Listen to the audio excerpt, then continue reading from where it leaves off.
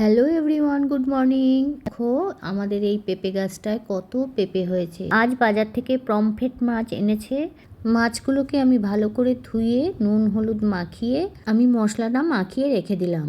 মশলার মধ্যে আমি দিয়েছিলাম 1 চামচ জিরে, 1 চামচ ধনে আর 1 চামচ সর্ষে। ভালো করে মাখিয়ে রেখে আমি ফ্রিজে রেখে দিয়েছিলাম।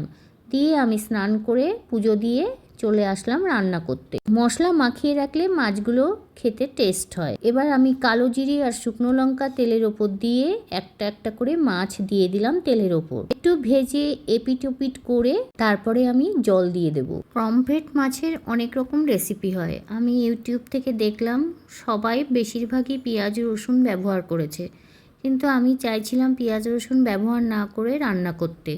তাই আমি এটা আমার মন মতন করে একটু রান্না করলাম। খেতে বেশ ভালোই হয়েছিল।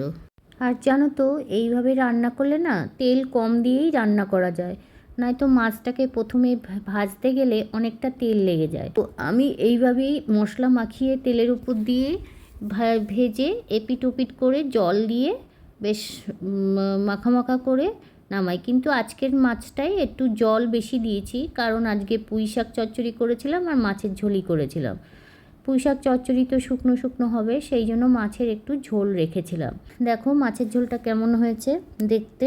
পুঁই শাক চচ্চড়ি চাপিয়ে আমি মশারি টশারিগুলো তুলে নিলাম, শুকিয়ে গেছে। এবার অন্য জামা কাপড়গুলো মেলতে হবে। এইভাবে আমি প্রতিদিনই রান্না চাপিয়ে কিছু না কিছু করতে থাকি। আচ্ছা, তোমরা কি আমার মতো রান্না চাপিয়ে অন্য কাজও করো, নাকি রান্না করার সময় শুধু রান্নাটাই করো?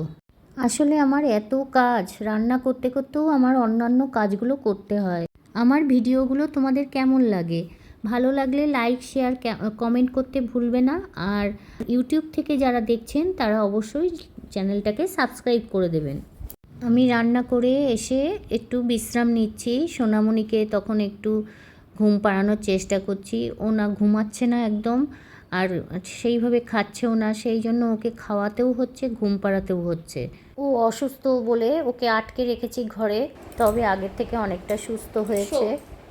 আমি তো আর পারি না সোনাটাকে ঘুম পাড়াতে পাড়াতে আমি পাগল হয়ে গেলাম, আমি পাগলা হয়ে গেলাম। সোনাটাকে ঘুম চোখ বোঝো, চোখ বোঝো, মাথা নিচু করে দাও। হ্যাঁ, ঘুমাও।